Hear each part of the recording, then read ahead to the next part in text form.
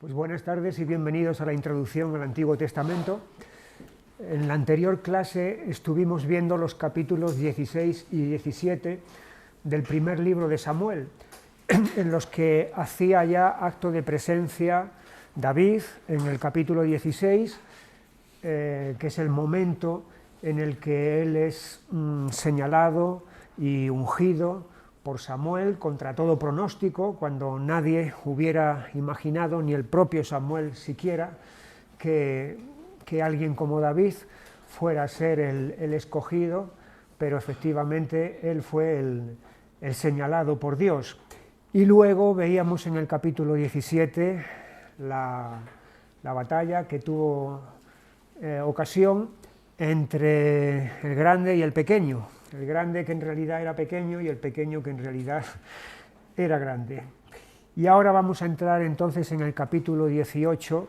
Capítulo 18 se podría titular Una amistad y una enemistad. Una amistad y una enemistad. Vamos a leer los primeros 4 versículos. Dice así: aconteció que cuando él hubo acabado de hablar con Saúl, el alma de Jonatán quedó ligada con la de David, y lo amó Jonatán como a sí mismo. Y Saúl le tomó aquel día y no le dejó volver a casa de su padre. Hicieron pacto Jonatán y David, porque él le amaba como a sí mismo.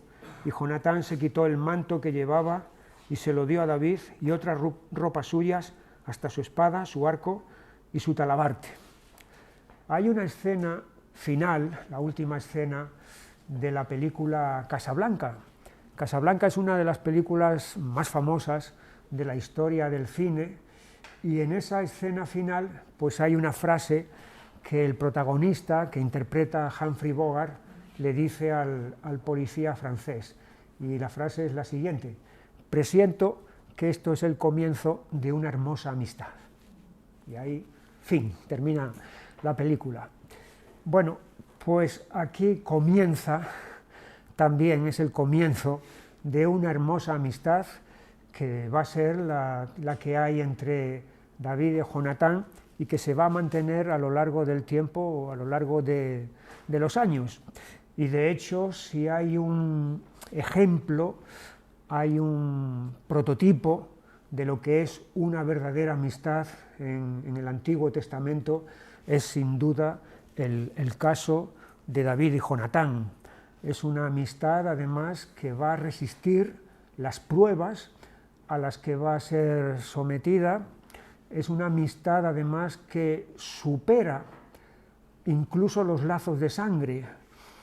Es decir, Jonatán tiene un lazo de sangre con su padre, evidentemente, pero sin embargo la amistad de Jonatán hacia con David, y recíprocamente, va a ser más fuerte, más sólida que incluso el lazo de sangre que Jonatán tiene con su padre, con Saúl. Y de hecho, en este ejemplo de amistad, pues se cumple un proverbio que tenemos allí en el capítulo 17 y versículo 17 del libro de Proverbios, donde dice: en todo tiempo ama el amigo y es como un hermano en tiempo de angustia. En todo tiempo ama el amigo y es como un hermano en tiempo de angustia. Y efectivamente este proverbio cuadra perfectamente con lo que ocurrió en la amistad de estos dos hombres, que fue mantenida en todo tiempo.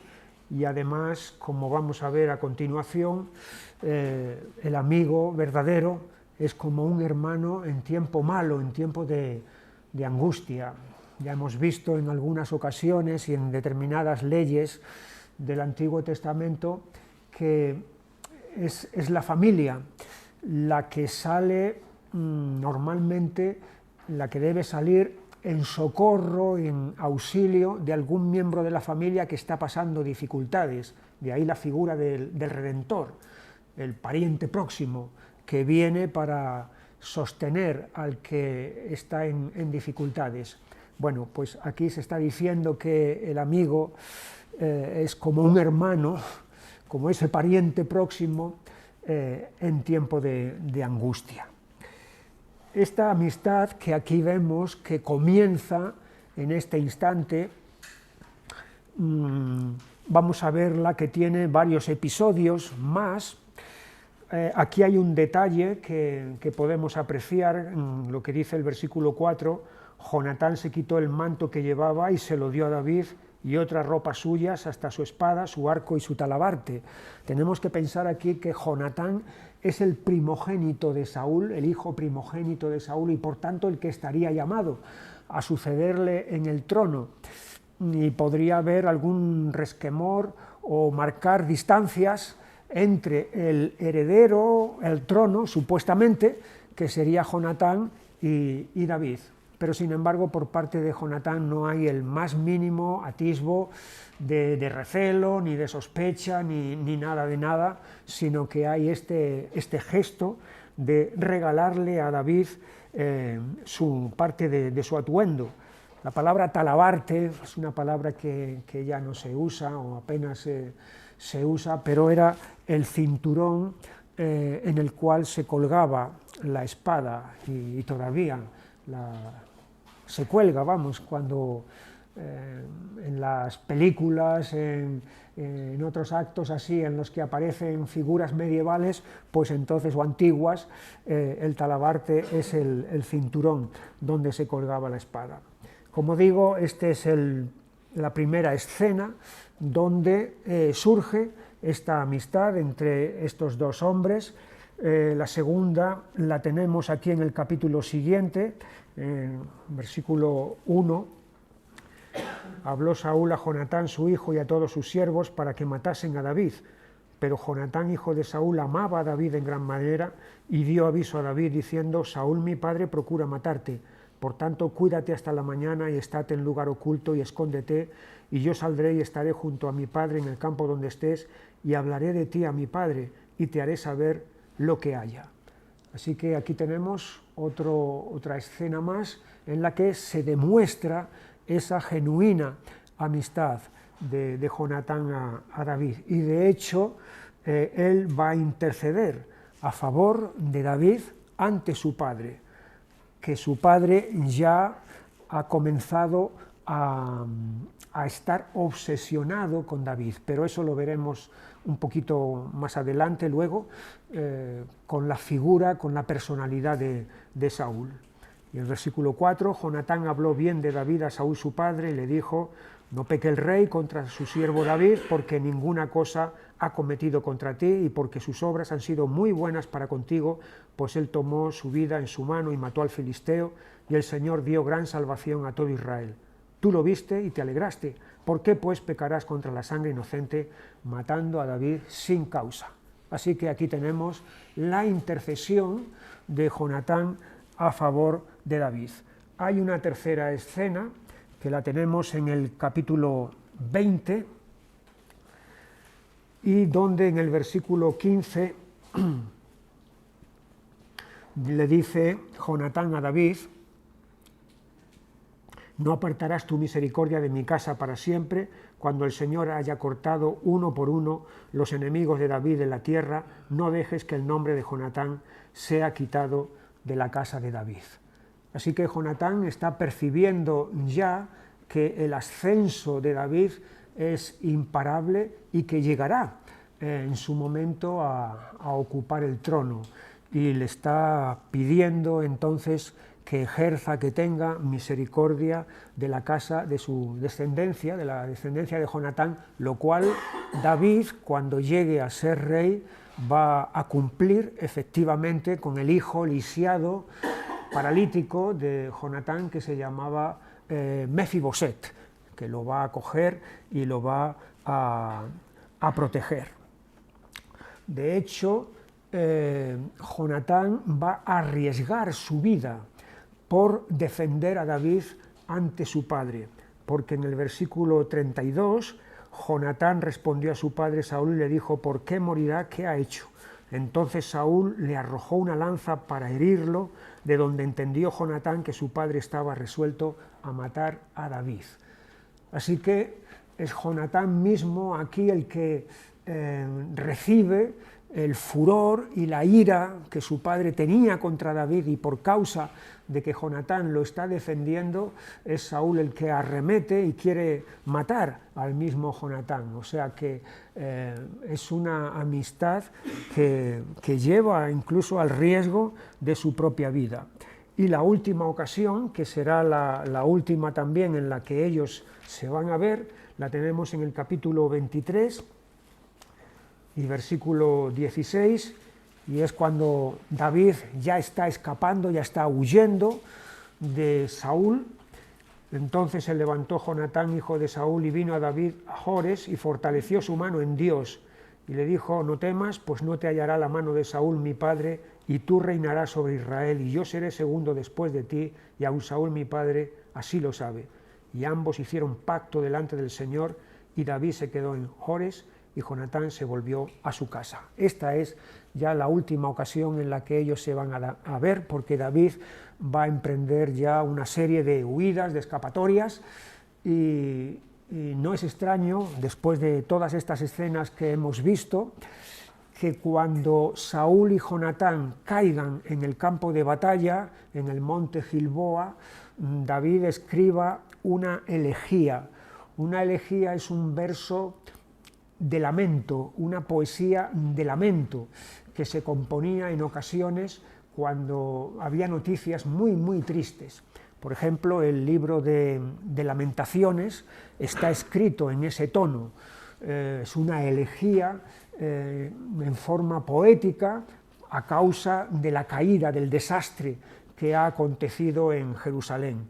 Y cuando David se entera de la muerte de su amigo, pues él entonces va a componer esa poesía, y hay un versículo, estamos ahora en el segundo libro de Samuel, en el capítulo 1 y versículo 25,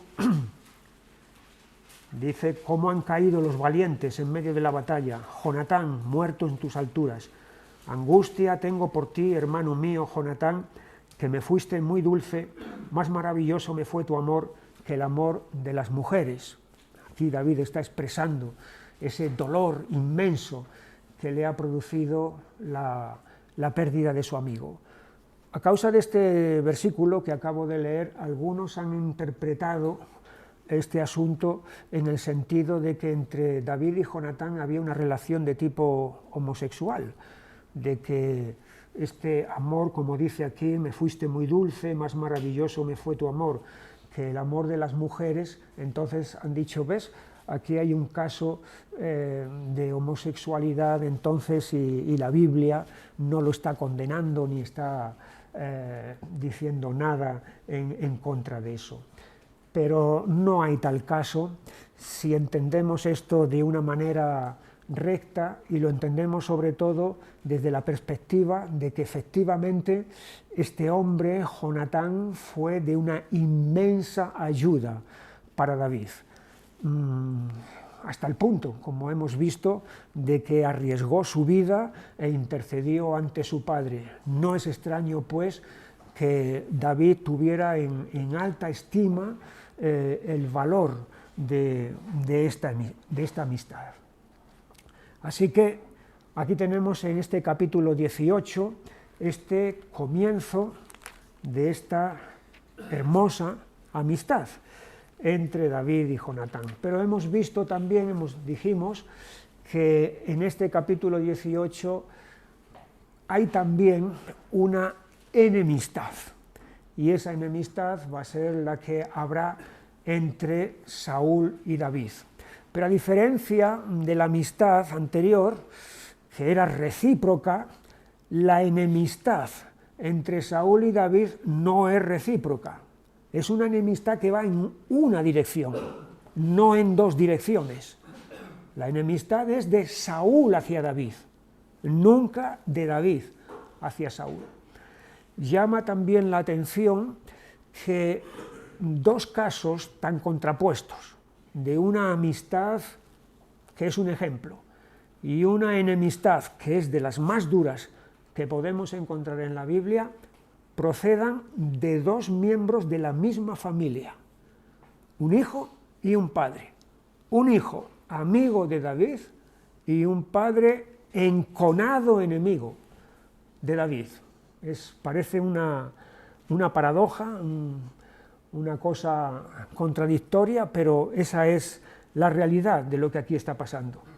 Y aquí es donde entramos entonces en el personaje de Saúl, no que ahora mismo estemos descubriéndolo, ya vimos en su debido momento cuando él fue querido por el pueblo y Dios entonces por indicación le dijo a Samuel que lo ungiera, y vimos también su comienzo prometedor, y luego también vimos su etapa en la que ya se planteaban dudas acerca de él, y luego vimos finalmente el declive que comienza con la desobediencia abierta a la palabra que Dios le había dado. Pero aquí comienza entonces esta etapa en la vida de Saúl en la que su obsesión continua va a ser quitar de en medio a David.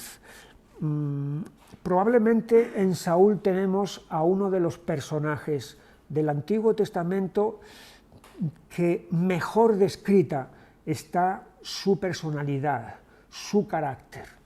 De hecho, Saúl podía ser motivo de un estudio para un psiquiatra moderno, porque su personalidad presenta rasgos que en términos médicos, psiquiátricos, podría denominarse de esquizofrénico. Un esquizofrénico es alguien que se inventa una realidad, se inventa una fantasía y cree que esa fantasía es la realidad.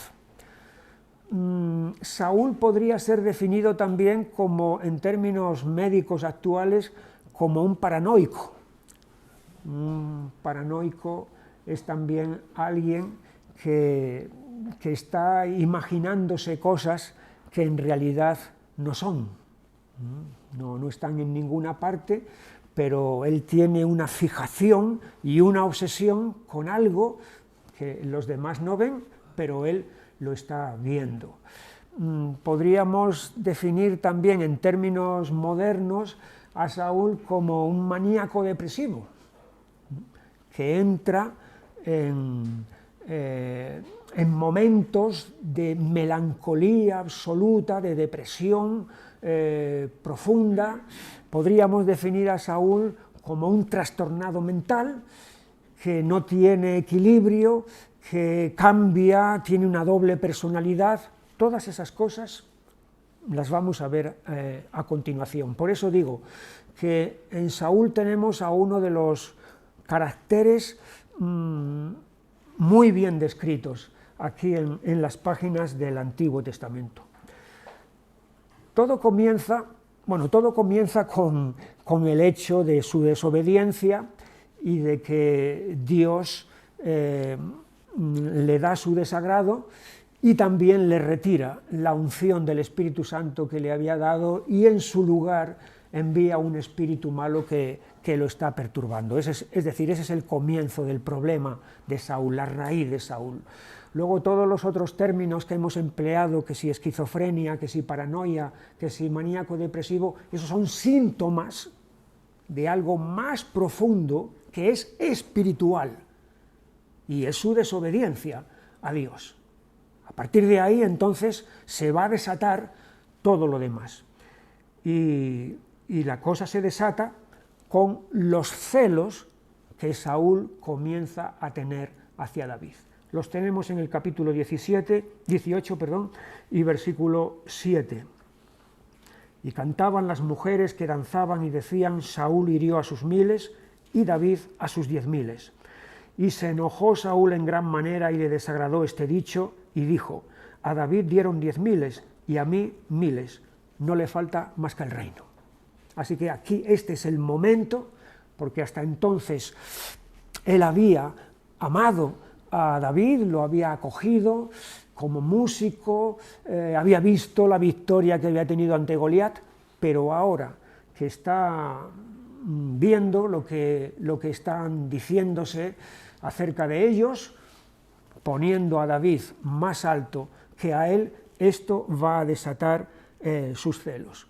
Además está el hecho del continuo progreso y avance de David ante los ojos de todo el pueblo.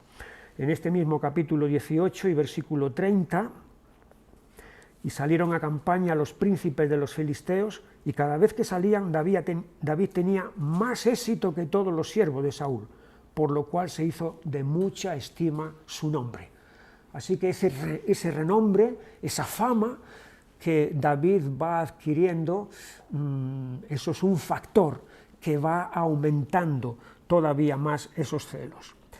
Luego tenemos ya además los ataques de ira que Saúl tiene contra David. 18:10, aconteció al otro día que un espíritu malo de parte de Dios tomó a Saúl y él desvariaba en medio de la casa.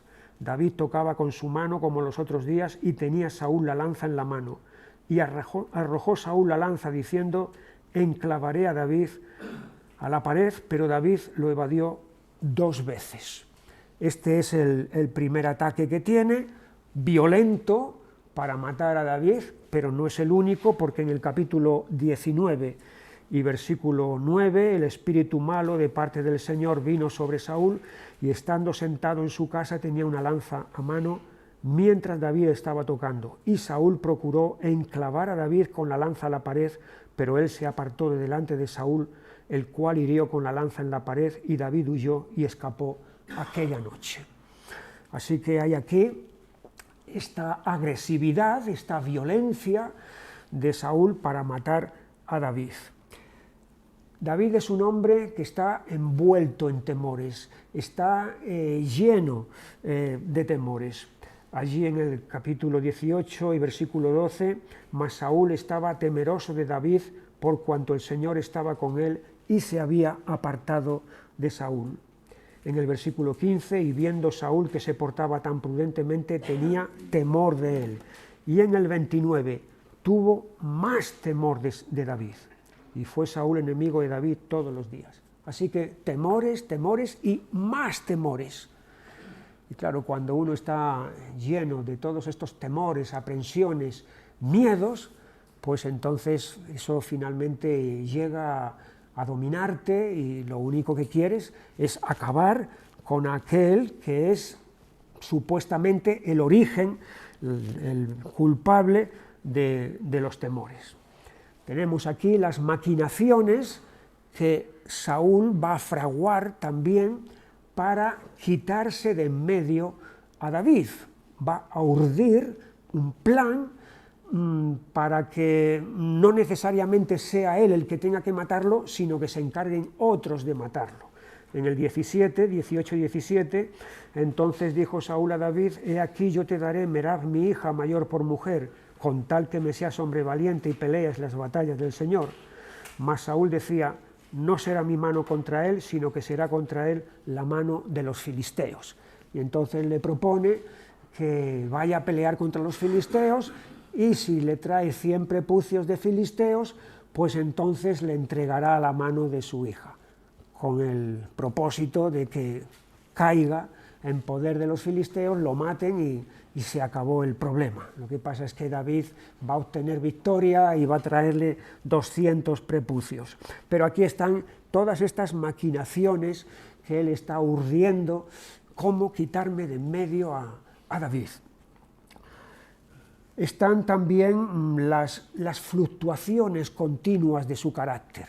Es como si fuera un hombre que tiene doble personalidad. Unas veces tiene una agresividad terrible, y otras veces, sin embargo, se comporta con unas palabras y diciendo cosas que dices, bueno, esto es otra persona totalmente diferente. Allí tenemos en el capítulo 19 y versículo 6, cuando Jonatán intercede a favor de David, y dice en el 6, y escuchó Saúl la voz de Jonatán y juró Saúl: vive el Señor, que no morirá. Esto es lo que le dice en este momento a su hijo. Entonces ha habido un cambio de querer matarlo, ahora mismo está diciendo no va a morir. Pero, sin embargo, la realidad es que en el capítulo 24, Saúl ya ha salido en pos de David, además con 3000 hombres escogidos para matarlo. Y cuando aquí está Saúl metido en una cueva y David llega calladamente entonces y le corta el manto y luego le dice a voces que podía haberle matado, pero no ha querido matarlo porque es el ungido del Señor. Fíjate la reacción que tiene Saúl, 24:16. Aconteció que cuando David acabó de decir estas palabras a Saúl, Saúl dijo: ¿no es esta la voz tuya, hijo mío, David? Y alzó su voz y lloró. Entonces, a causa de la generosidad que David está mostrando hacia él, mira el lenguaje además que utiliza: ¿no es esta la voz tuya, hijo mío, David? No es la única vez en la que Saúl va a emplear este lenguaje tan tierno hacia David. Incluso ahí se pone a llorar. El hombre que unos momentos antes estaba persiguiendo despiadadamente a David, aquí ahora ha cambiado. Pero no es la última ocasión, sino que tenemos en el capítulo 26, en la segunda ocasión en la que David le perdona la vida, otra vez de nuevo, versículo 21, entonces dijo Saúl: he pecado, vuélvete, hijo mío David. Veis otra vez de nuevo la expresión hijo mío, muy afectiva, muy cariñosa. Hijo mío David, que ningún mal te haré más, porque mi vida ha sido estimada preciosa hoy a tus ojos. He aquí, yo he hecho neciamente y he errado en gran manera. Así que vemos todos estos cambios de humor, de personalidad, totalmente fluctuantes, totalmente cambiantes. Es un hombre que verdaderamente ha perdido el rumbo. Y ha perdido el rumbo porque David se ha convertido en una obsesión que podríamos llamar que es hasta enfermiza. Es algo que no se puede quitar de la cabeza. Él no ve otra cosa más que a David. Yo creo que incluso debía de hasta soñar en sus horas de descanso, hasta debía tener sueños y pesadillas con David. Ahí tenemos su obsesión, por ejemplo, en el capítulo 19 y versículo 11, Saúl envió luego mensajeros a casa de David para que lo vigilasen y lo matasen a la mañana. Mas Mical, su mujer, avisó a David diciendo: si no salvas tu vida esta noche, mañana serás muerto. Y en el capítulo 20 y versículos 30 y 31, entonces encendió la ira de Saúl contra Jonatán y le dijo: hijo de la perversa y rebelde, ¿acaso no sé yo que tú has elegido al hijo de Isaí para confusión tuya y para confusión de la vergüenza de tu madre? Porque todo el tiempo que el hijo de Isaí viviere sobre la tierra, ni tú estarás firme ni tu reino. Envía pues ahora y tráemelo, porque ha de morir. En 24:2, esta misma obsesión, tomando Saúl 3000 hombres escogidos de todo Israel, fue en busca de David y de sus hombres por las cumbres de los peñascos de las cabras monteses. Y en 26:2, Saúl entonces se levantó y descendió al desierto de Zif, llevando consigo 3000 hombres escogidos de Israel para buscar a David en el desierto de Zif. Hay durante todo este tiempo, durante todos estos años, porque son años este periodo, posiblemente puedan ser unos 10 años en los que David está escapando de Saúl, en los que Saúl prácticamente a lo que se dedica únicamente es a perseguir a David. Hay una distorsión de la realidad en Saúl, claramente, es lo que decíamos antes de la esquizofrenia, ¿no? Que alguien ve cosas que nadie más ve y esa persona se cree esas cosas que él mismo se ha fabricado y ha imaginado.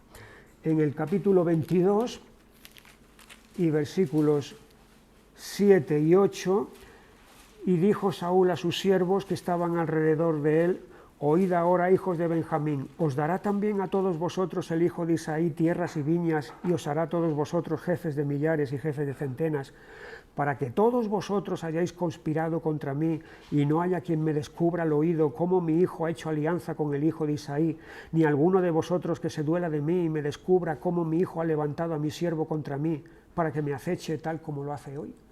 O sea, Saúl está considerándose la víctima. Pobrecito de mí, estáis conspirando todos contra mí, todos estáis aliados, mi hijo también está aliado con David, y el perseguido soy yo.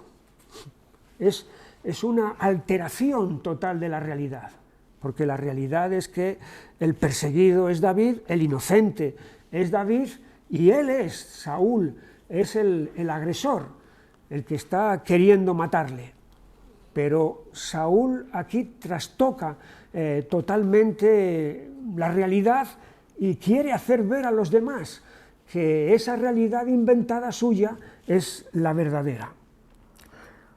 Otra vez en el versículo 13 de este mismo capítulo, le dijo Saúl al sacerdote: ¿por qué habéis conspirado contra mí, tú y el hijo de Isaí, cuando le diste pan y espada y consultaste por él a Dios para que se levantase contra mí y me acechase, como lo hace hoy día? Habéis conspirado tú y David contra mí. Y el sacerdote era ignorante totalmente de que él hubiera hecho nada malo al haberle dado el pan de la proposición a David porque tenía hambre, y al haberle dado también la espada de Goliat. Nada imaginaba el sacerdote de ninguna conspiración, ni él estaba participando de nada de eso. Pero Saúl ve en todas las partes enemigos y conspiraciones que los demás están haciendo contra él. En el capítulo 23 y versículo 21, cuando los cifeos le dicen que Saúl está escondido en determinado lugar, dice: y Saúl dijo: bendito seáis vosotros del Señor, que habéis tenido compasión de mí. Y es de nuevo otra vez, yo soy el pobrecito, yo soy la víctima, y mira qué bien que me estáis haciendo este favor a mí, que estoy padeciendo todo este tipo de cosas. Es, como dije antes, un caso en el que los psiquiatras y los psicólogos actuales les gustaría tener en su consulta para examinarlo y para estudiarlo, y supongo que a lo mejor hay alguno de estos médicos que haya escrito algún libro referente al caso de Saúl, porque verdaderamente tiene todos los síntomas de alguien que está desequilibrado totalmente. Lo único que, como estaba diciendo antes, para un psiquiatra todo consistiría en algo médico y en algo mental nada más. Pero sabemos que el problema de Saúl no era simplemente mental, sino que la raíz, como dije antes, era espiritual. Y de esta manera, con toda esta obsesión y esta persecución contra David, es como va a llegar el triste final de Saúl.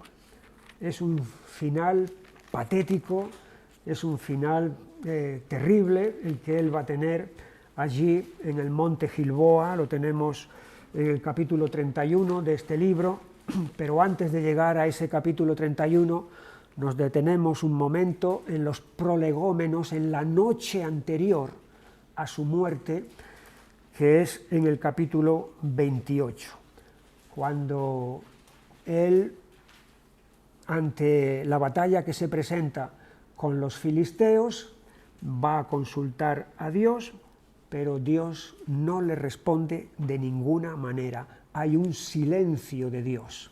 Ya vimos que pasó lo mismo anteriormente, cuando después de decirle al sacerdote trae el arca, y luego vio que la situación había cambiado y le dijo ya no hace falta, y después consultó a Dios, y entonces ya Dios no le respondió. Aquí va a ocurrir lo mismo.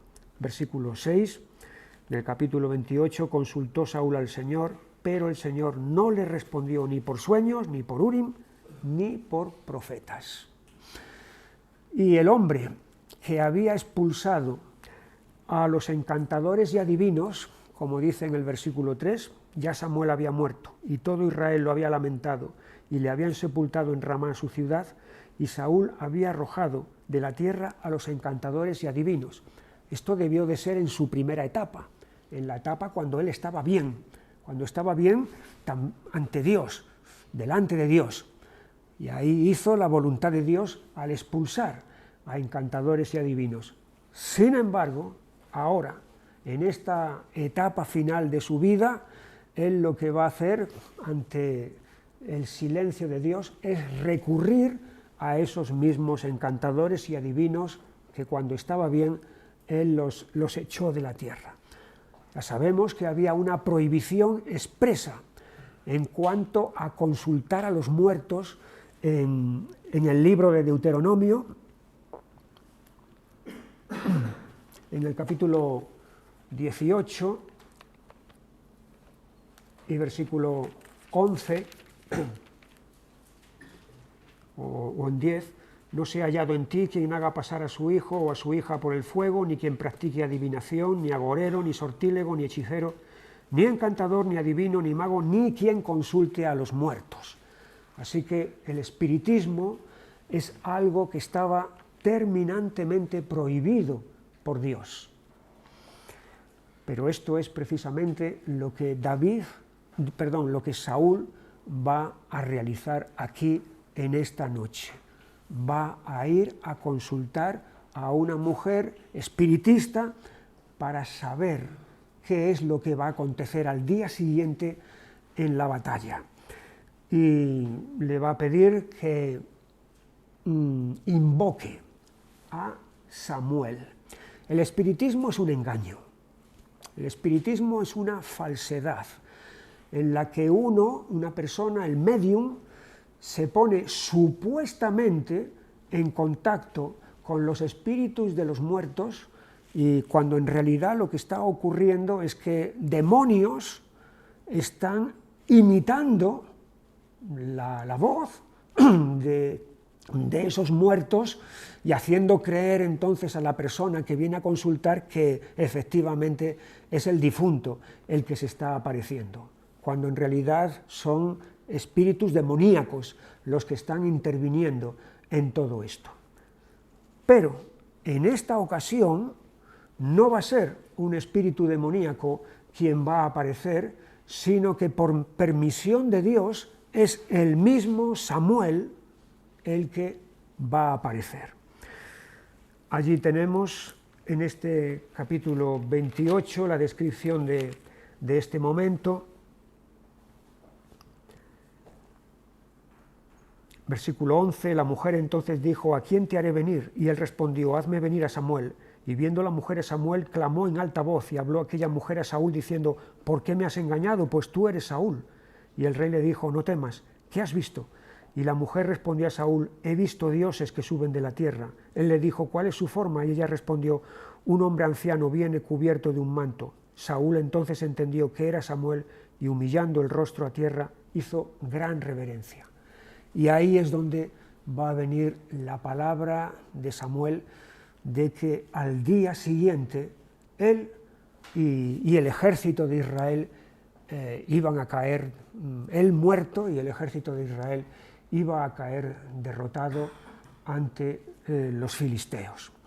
En la página 67 del manual, en la página 67 tenemos un mapa donde se especifica el lugar en el que tuvo esta batalla, en el que tuvo lugar esta batalla. Ahí tenemos en la parte de la izquierda, un poco más ampliado, el escenario. En el recuadro que está en color naranja tenemos dónde estaba situado el ejército filisteo y dónde estaba situado el ejército de Israel, y luego en el lado derecho del mapa tenemos más detalle cuál fue el recorrido que Saúl hizo aquella noche desde el ejército hebreo, que está con estrellas en color morado, hasta Endor, que es la población donde estaba la mujer esta a la cual consultó. Ahí tenemos, debajo del ejército hebreo, las estrellas moradas, el monte Gilboa, ¿lo veis?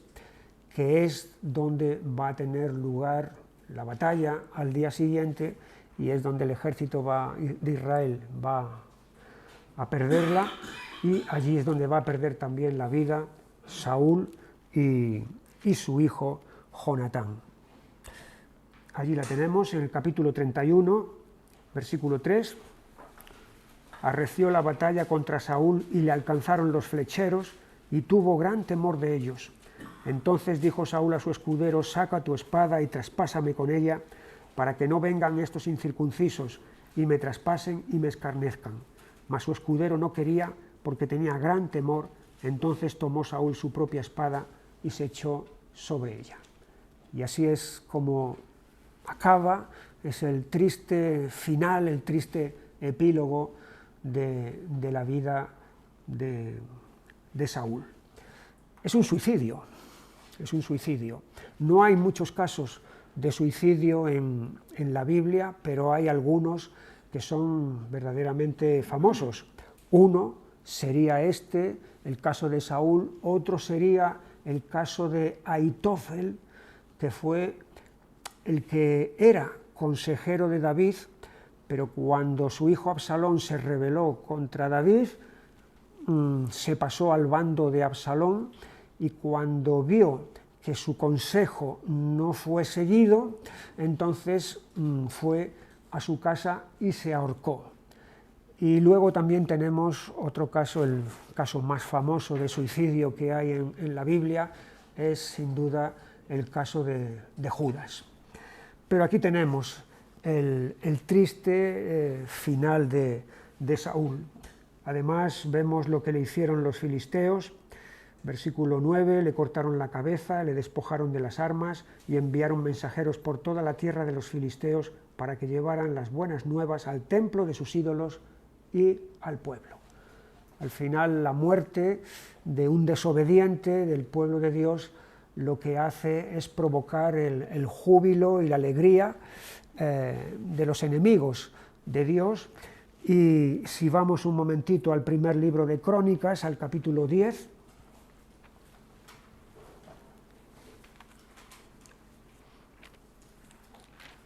y versículo 10, y pusieron sus armas en el templo de sus dioses y colgaron la cabeza en el templo de Dagón. Nos acordamos de Dagón, ¿verdad? Era el ídolo que apareció cuando la historia de Sansón.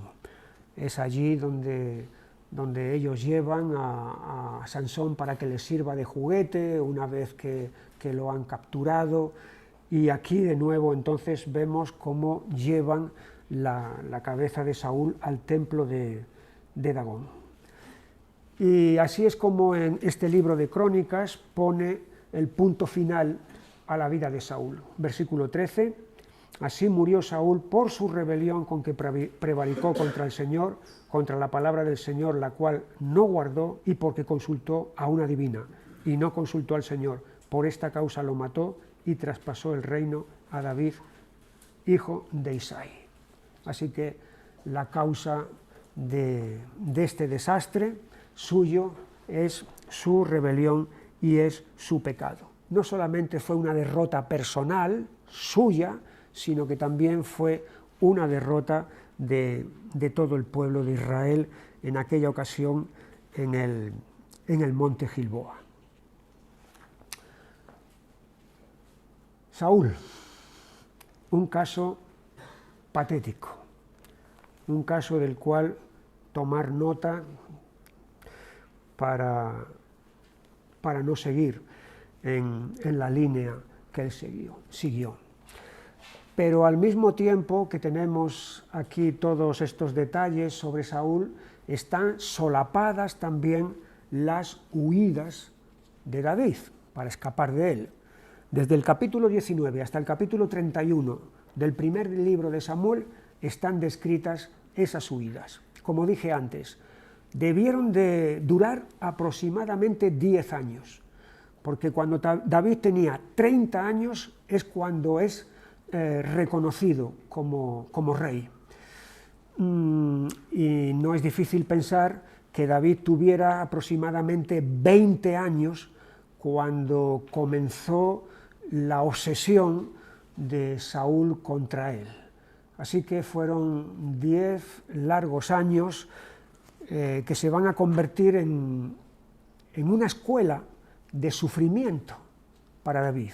Un sufrimiento injusto, porque hay sufrimiento justo. El sufrimiento justo, por ejemplo, es el que Saúl padeció. Hay un sufrimiento justo, pero hay un sufrimiento injusto cuando la persona está recibiendo un trato del que verdaderamente él no se merece ni es culpable. Pero Dios permite que en la vida de sus hijos y en la vida de sus siervos a veces acontezca el sufrimiento injusto. El sufrimiento injusto, por ejemplo, lo vimos en la vida de José, el hijo de Jacob, ¿verdad? Hubo un sufrimiento injusto que él padeció a manos de sus hermanos, a manos de la calumnia de aquella mujer, echado en la cárcel, etc. Tenemos el sufrimiento injusto, del que Jesús es precisamente el mejor exponente de todos, que Dios lo somete a ese sufrimiento injusto para nuestra salvación. Y tenemos el caso también, por ejemplo, del apóstol Pablo, su propia experiencia, pasando por tribulaciones, adversidades, persecuciones por causa del Evangelio. Le dice a Timoteo, segunda de Timoteo, tú pues sufre penalidades como buen soldado de Jesucristo. Es decir, el siervo de Dios tiene que ser alguien sufrido, alguien capaz de soportar y de aguantar el sufrimiento. Y esto es lo que va a ocurrir con David en todos estos años de huidas. Aquí tenemos en el mapa de la página 68 el plano que resumiría todas estas huidas de David. En números están los diferentes tramos que él siguió. La primera la tenemos desde Ramá hasta Nob. En Ramá es donde estaba Samuel, y lo primero que hizo David fue ir a ver a Samuel cuando Saúl quiso matarlo. Y de allí escapó a Nob. Ahí es donde tuvo lugar la matanza de los sacerdotes que ordenó Saúl, porque los consideraba cómplices de David. De Nob él escapó a Gat, allí a la izquierda, con los filisteos. Fíjate cómo sería la situación, que David prefiere estar con los filisteos antes que con Saúl. Es decir, considera menos peligrosos a los filisteos, y los filisteos son los enemigos por excelencia de Israel, pues los considera menos peligrosos que al propio Saúl. Y es que a veces hay enemigos dentro de casa que son peores que los enemigos que están fuera de casa. De Gat él se va a Adulam, la famosa cueva de Adulam, donde allí vinieron sus hermanos, su familia, y donde se le juntaron también todos aquellos que estaban endeudados, que estaban angustiados, que estaban descontentos con las circunstancias del reinado de Saúl. De Adulam él va a ir a Moab, allí el viaje que tenemos rodeando el Mar Muerto, para abajo a la derecha donde va a dejar a su padre y a su madre, que eran muy ancianos, para que el rey de Moab se haga cargo de ellos y los cuide mientras él está en todo este periplo de huidas. Hay que recordar que la bisabuela de David fue Ruth, y Ruth era de Moab. Por lo tanto, David no le faltaban, vamos a decir, vínculos de alguna manera, aunque fueran muy remotos, pero tenía algún tipo de vínculo con Moab. Considera que Moab es un territorio más seguro para sus padres que Israel. Después de volver de Moab, pasa por el bosque de Jaret, luego va a continuación a Keila, después, estamos ahí en el número 6 ahora, va a Zif, después huye a Jores y a Maón, y luego va a Engadi. En Engadi es donde le perdona la vida a Saúl. En Engadi está, como veis, a la orilla del Mar Muerto. Allí había cuevas y refugios naturales muy apropiados para tener un buen escondite. De hecho, a mediados del siglo pasado, del siglo XX, aquí en el Mar Muerto, en las cuevas del Mar Muerto, fue donde se descubrieron los famosos manuscritos, que se llaman los manuscritos del Mar Muerto, en los cuales hay textos bíblicos muy, muy antiguos que se han conservado, porque los escondieron, los que los poseían, los escondieron en esas cuevas, y debido a la sequedad del clima, estuvieron ahí durante siglos y siglos, mantenidos perfectamente. Y es eso. Engadi entonces ofrecía un sitio de refugio idóneo para David. Después de Engadi, él va a Zif, donde le va a perdonar la vida otra vez a Saúl, y después de Zif hay todavía una huida que no está reflejada en este mapa, que va a Gat, de nuevo a la ciudad filistea, y después de Gat finalmente va a ir a Ziklag, que está un poco al sur. 10 años aproximadamente es lo que dura esta etapa en la vida de David, donde va a aprender muchas lecciones. Una de las lecciones que va a aprender en esta etapa es que tiene apoyos humanos, no muchos, pero tiene apoyos. Y eso va a ser muy importante, tan importante como que algunas veces eso es lo que le va a salvar la vida. Un apoyo va a ser su mujer, la hija de Saúl, Mical. En el capítulo 19,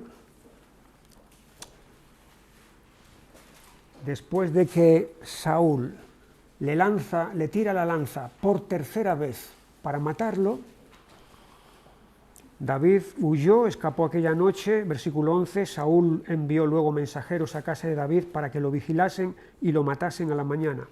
Mas Mical, su mujer, avisó a David diciendo: si no salvas tu vida esta noche, mañana serás muerto. Y descolgó Mical a David por una ventana, y él se fue y huyó y escapó.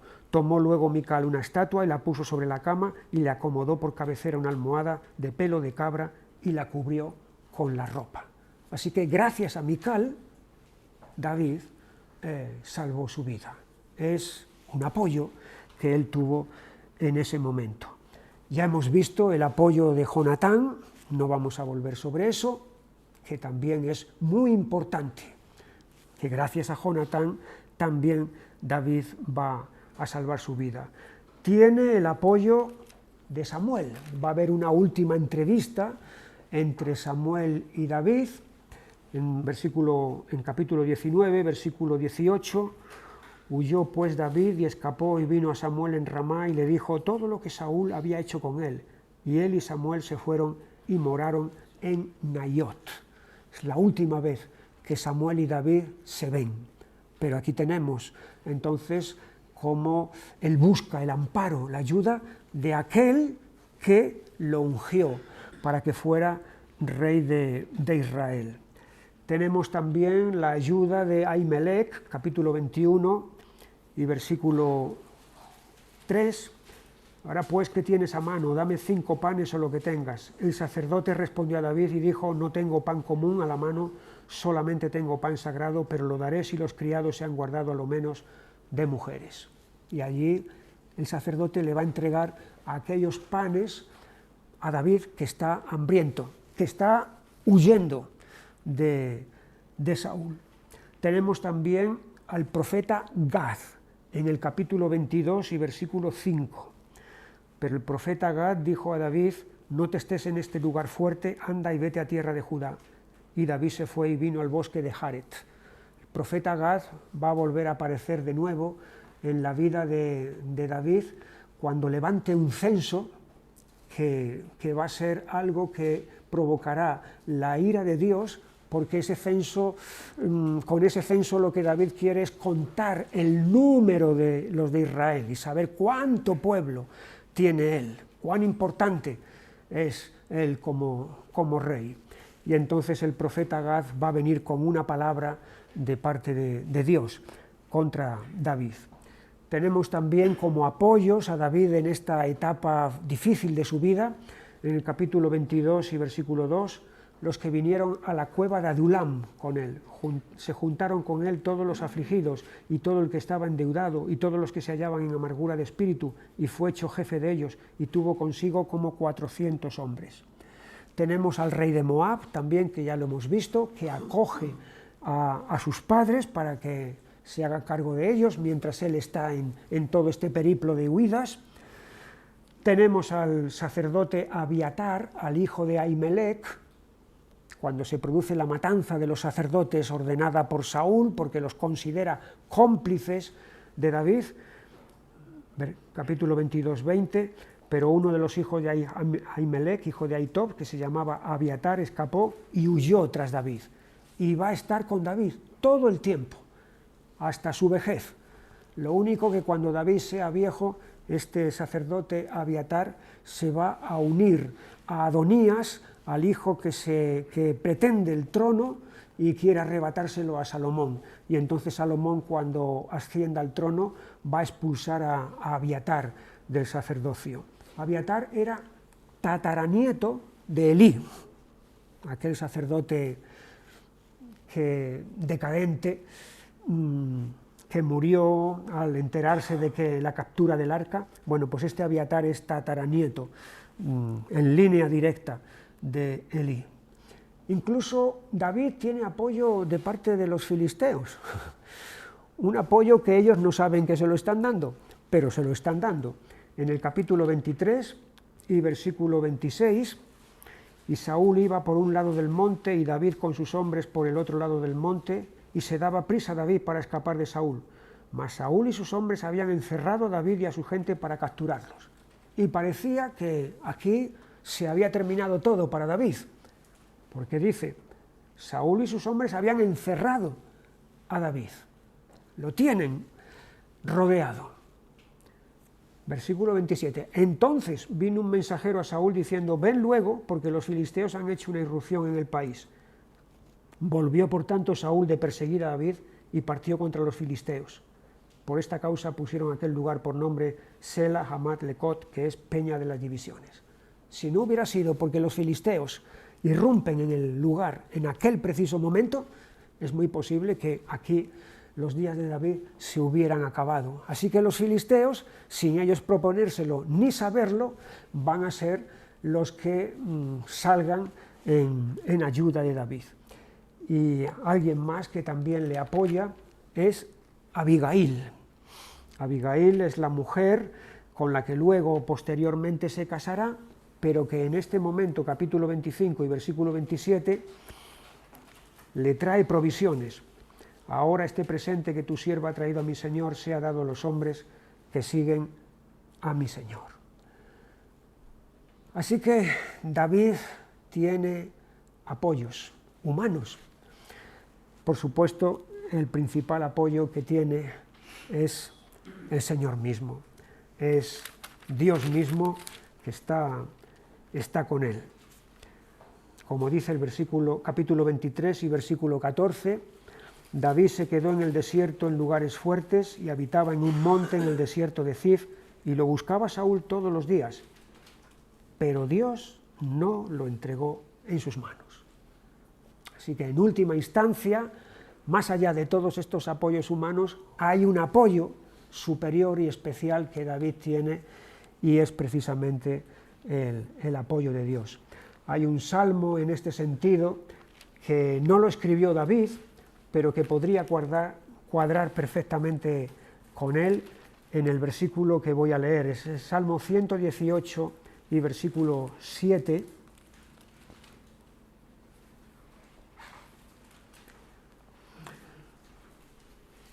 «118:7 dice: el Señor está conmigo entre los que me ayudan». El Señor está conmigo entre los que me ayudan.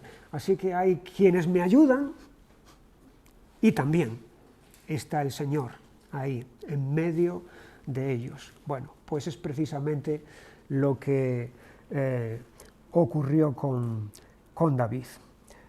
Hay algunas características sobresalientes que sobresalen en David en estos años de sufrimiento injusto. Ya dijimos que a David se le podía definir como el hombre según el corazón de Dios. Y ya vimos que ese corazón, por ejemplo, unas características, el corazón valiente y el corazón de fe, en su enfrentamiento con el filisteo, con el gigante filisteo. Pero aquí, en estos años de huidas con Saúl, vemos ciertos detalles que verdaderamente enaltecen su carácter. Uno de ellos sería su generosidad, su amplitud de corazón. Y eso se aprecia en el perdón que ejerció hacia Saúl cuando podía haberlo matado porque lo tenía en sus manos. En el capítulo 24, versículo 4, o mejor 3, cuando llegó a un redil de ovejas en el camino donde había una cueva, entró Saúl en ella para cubrir sus pies, y David y sus hombres estaban sentados en los rincones de la cueva. Entonces los hombres de David le dijeron: he aquí el día de que te dijo el Señor, he aquí que entrego a tu enemigo en tu mano, y harás con él como te pareciere. Y se levantó David y calladamente cortó la orilla del manto de Saúl. Después de esto se turbó el corazón de David, porque había cortado la orilla del manto de Saúl, y dijo a sus hombres: el Señor me guarde de hacer tal cosa contra mi Señor, el ungido del Señor, que yo extienda mi mano contra él, porque es el ungido del Señor. Fíjate, sus hombres le están diciendo: aprovecha la oportunidad, este es el momento, ahora mismo lo puedes matar. Y efectivamente aquello podría haber apresurado la llegada de David al trono, de ser rey, y además se quita de en medio a su enemigo. Todos son ventajas. Sus hombres además están citando algo, por lo visto que aquí el día que el Señor te dijo. No sabemos de dónde sacaron eso, si era real o era irreal, pero lo cierto es que David, cuando le corta la orilla del manto de Saúl, simplemente ese gesto le va a turbar, le va a perturbar, como diciendo: ¿cómo me he atrevido ni siquiera a hacer esto? Y vemos aquí entonces esta magnanimidad, esta grandeza de corazón que está manifestando David, y esta claridad de principios.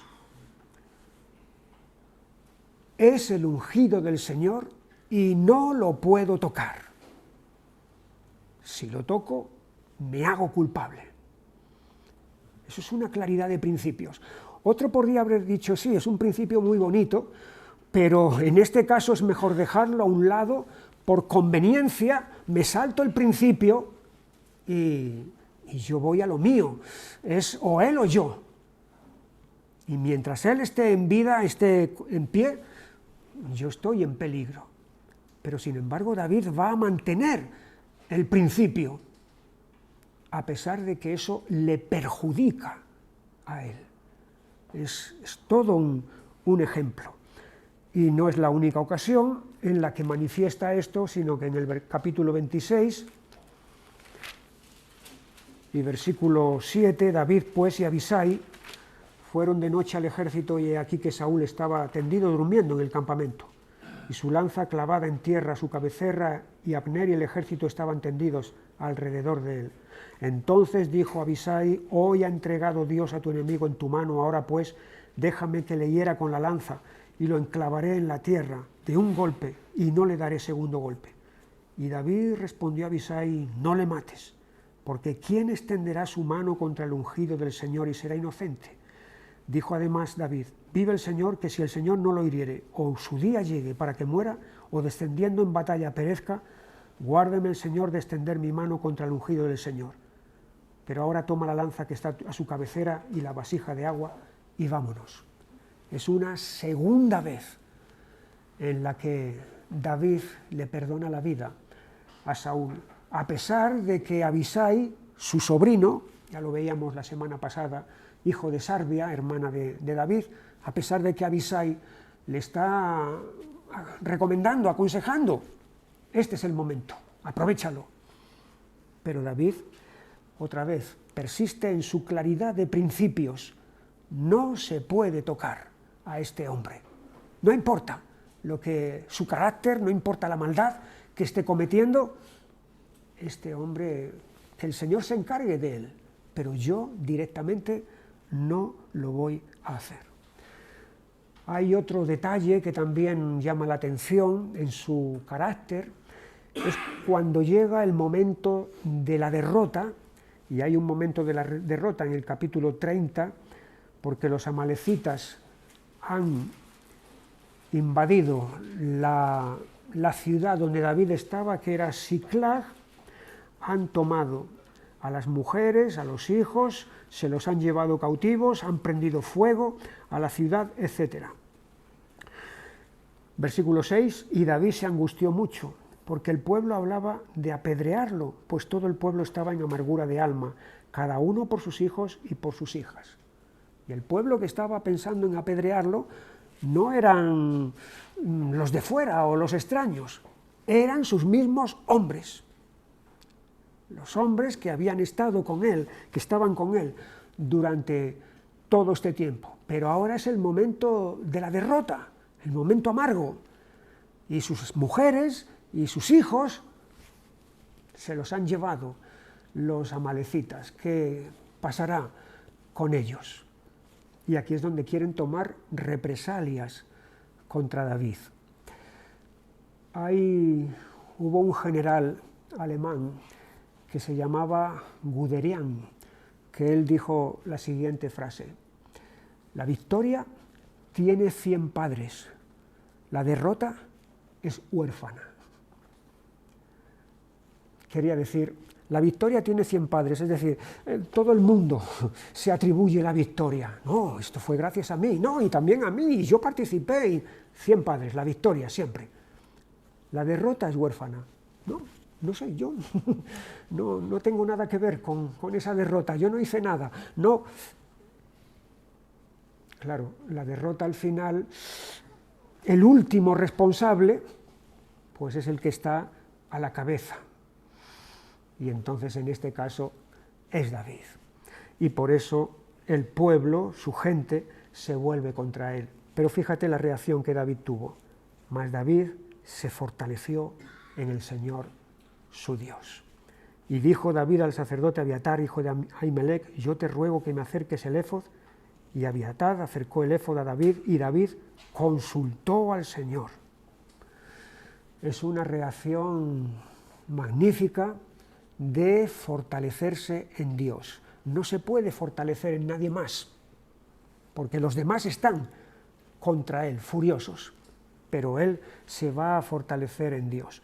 Y este hecho de consultar a Dios es algo recurrente en David. Una y otra vez, antes de tomar una decisión importante, él va a consultar a Dios. Por ejemplo, en el capítulo 22 y versículo 15, Ahimelech dice a Saúl: ¿he comenzado yo desde hoy a consultar por él a Dios? Como diciendo, no es la primera vez, lo he hecho anteriormente más veces. en el capítulo 23 y versículo 2, y David consultó al Señor diciendo, iré a atacar a estos filisteos, y el Señor respondió a David, ve, ataca a los filisteos y libera a Keila. 4. Entonces David volvió a consultar al Señor, y el Señor le respondió y le dijo, levántate, descienda a Keila, pues yo entregaré en tus manos a los filisteos. Y una y otra vez vemos esta manera de David de tomar decisiones basadas en primero preguntar, consultar a Dios. No solamente aquí, en esta etapa de su vida de huidas, sino que también cuando ascienda al reino, igualmente va a continuar haciendo lo mismo. De la misma manera que hemos visto que David tuvo apoyos, vemos que David tuvo adversarios. El primer adversario por excelencia es el enemigo número 1, que fue Saúl, pero no solamente es Saúl. Hay gente que aborrece a David, gente que le va a delatar. Doeg, capítulo 22 y versículo 9, es el hombre que vio cómo David fue a pedir ayuda al sacerdote Ahimelech. Él estaba allí presente. En el capítulo 21 y versículo 7, estaba allí aquel día detenido delante del Señor uno de los siervos de Saúl, cuyo nombre era Doeg Edomita, el principal de los pastores de Saúl. Y él es testigo de la escena. El sacerdote le está dando pan a David. Y cuando Saúl venga luego, diciendo que es víctima de todo este complot, de toda esta trama contra él, alterando la realidad, entonces Doeg, que ha sido testigo de la escena, va a decirle a Saúl lo que ha pasado. Versículo 9, entonces Doeg Edomita, capítulo 22, que era el principal de los siervos de Saúl, respondió y dijo, yo vi al hijo de Isaí que vino a Nob, a Ahimelech, hijo de Ahitob, el cual consultó por él al Señor y le dio provisiones y también le dio la espada de Goliat el filisteo. Y esto es lo que va a desencadenar la matanza de los sacerdotes, y es por la delación de este hombre. Hay gente también que le delata, son los cifeos, en el capítulo 23 y versículo 19, después subieron los de Cif para decirle a Saúl en Gabá, ¿no está David escondido en nuestra tierra en las peñas de Ores, en el collado de Aquila, que está al sur del desierto? Así que ellos le señalan el lugar a Saúl, mira, ahí está David. Y efectivamente eso ayuda a Saúl para que vaya en pos de ellos. Ya hemos visto la ingratitud de su propia gente, de sus propios hombres, hacia David en el momento de la derrota, cuando son capturadas sus mujeres y sus hijos, y entonces hablan de apedrearlo. Es una mezquindad, ¿no?, por parte de sus hombres. Él ha sido su jefe todo el tiempo y ahora que hay un momento difícil se vuelven en contra de él. Así que David tiene amigos y tiene enemigos. Es algo que luego vamos a volver a ver también cuando se produzca la rebelión de su hijo Absalón, como hay enemigos declarados, uno es su hijo Absalón y todos los otros que se han cambiado de bando, pero también tiene amigos que le son fieles en ese momento de la prueba. Uno de las palabras y de las frases que muchas veces aparecen en los salmos que David escribió es el término enemigos. Muchísimas veces él hace referencia a los enemigos que tiene, la cantidad de ellos. Por ejemplo, si vamos a Salmo 13,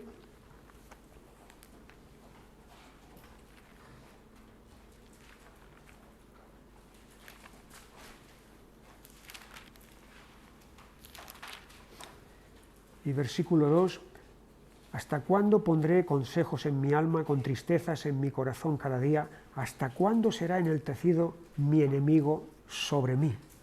En el versículo 4, para que no diga mi enemigo, lo vencí, mis enemigos se alegrarían si yo resbalara.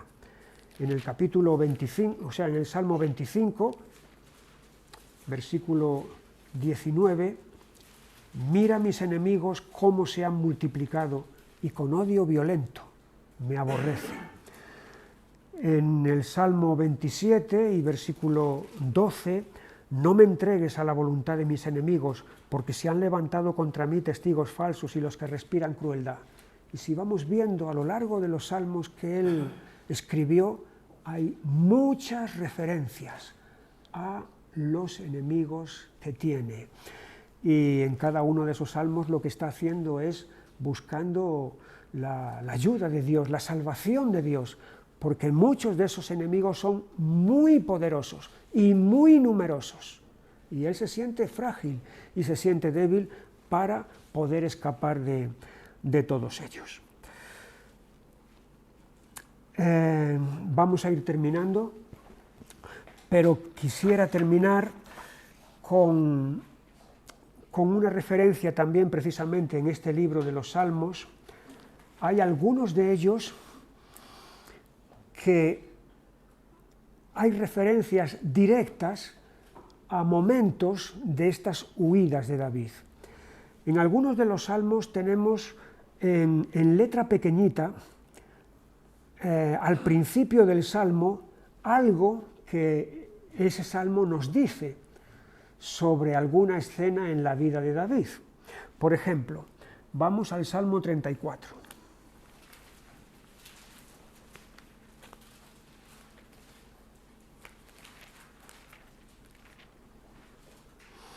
Y veis que antes de empezar el Salmo, en letra pequeñita pone Salmo de David cuando mudó su semblante delante de Abimelec y él lo echó y se fue. Este Abimelec es Aquis, el rey filisteo, que aquí es denominado Abimelec. Pero esta letra pequeñita forma parte también del texto bíblico. No pensemos que esto no sirve para nada, lo que tenemos que fijarnos es a partir del versículo 1 en adelante y ya está. No, la letra pequeñita forma parte también del texto bíblico, o sea, del texto inspirado por el Espíritu Santo. No es lo mismo que los encabezamientos estos que tenemos en letra destacada, en negrita, que eso es algo que los editores de la Biblia han puesto ahí. La Sociedad Bíblica o quien sea, el editor, según la Biblia que tengamos, a veces hay encabezamientos destacados que están ahí. Están hechos con la buena intención de ayudarnos para que captemos una idea de por dónde va el tema del salmo o del pasaje o lo que sea.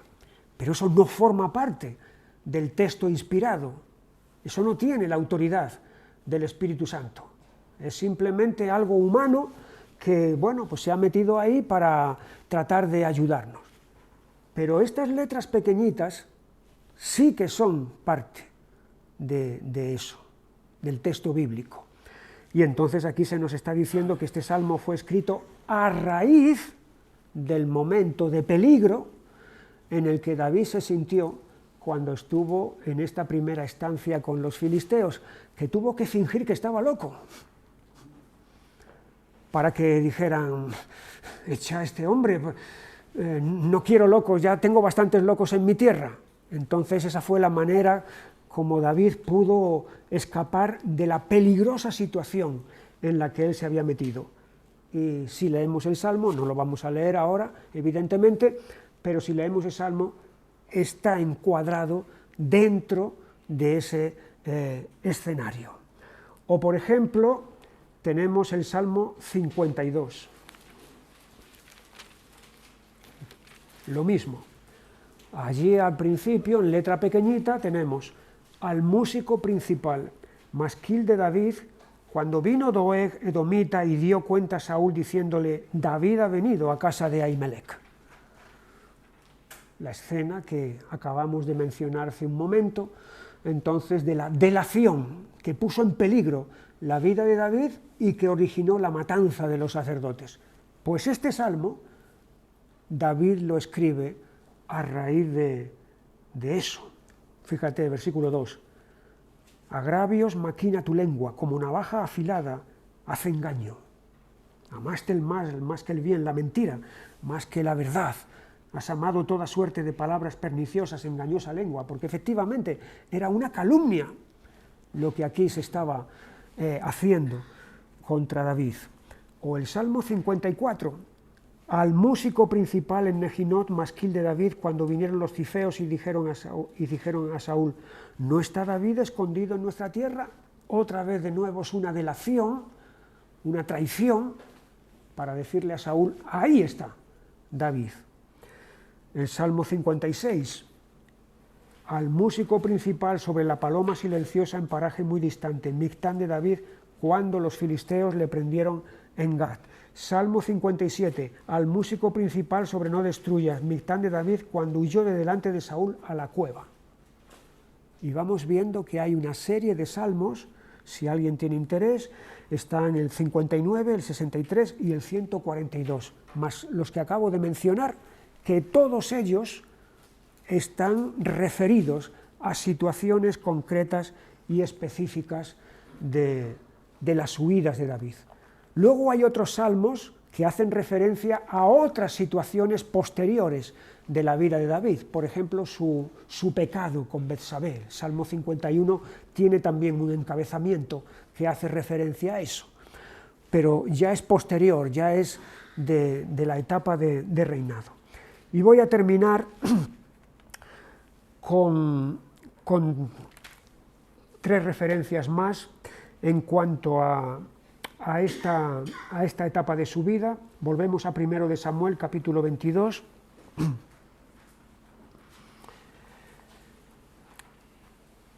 Y versículos 9 y 10 son las palabras de Doeg delatando a David, en las que podemos ver el poder maligno de las palabras calumniosas.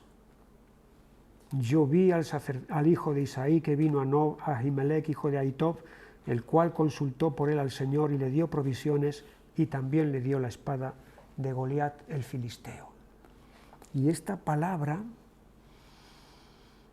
va a calar en el corazón de Saúl y va a ser el detonante, va a desatar toda esta mortandad, toda esta matanza. Es el poder maligno que tienen las palabras calumniosas. Santiago, en el Nuevo Testamento, en su carta, dice que la lengua es un fuego, un mundo de maldad. Y efectivamente, aquí es por causa de la lengua que toda una maldad se desata contra los sacerdotes. Y lo que hace también es envenenar. Si ya Saúl estaba envenenado contra David, lo que hace es envenenarlo todavía más. El libro de Proverbios tiene mucho que decir sobre el poder destructor que las palabras pueden tener. Pero David también va a aprender del poder beneficioso que las palabras de sabiduría tienen sobre el corazón. En el capítulo 25 tenemos su encuentro con Abigail, y en los versículos 30 y 31 ella le hace este razonamiento. Acontecerá que cuando el Señor haga con mi Señor conforme a todo el bien que ha hablado de ti y te establezca por príncipe sobre Israel, entonces, Señor mío, no tendrás motivo de pena ni remordimiento por haber derramado sangre sin causa o por haberte vengado por ti mismo. Guárdese, pues, mi Señor, y cuando el Señor haga bien a mi Señor, acuérdate de tu sierva. Abigail le está diciendo, no te tomes tú la justicia por tu mano, porque David lo que iba es a matar a Nabal, que se había negado a prestarle ayuda a los siervos de David cuando le pidieron ayuda. Y aquí Abigail le está dando esta palabra sabia, que dicen, no tendrás motivo de pena ni remordimiento por haber derramado sangre sin causa.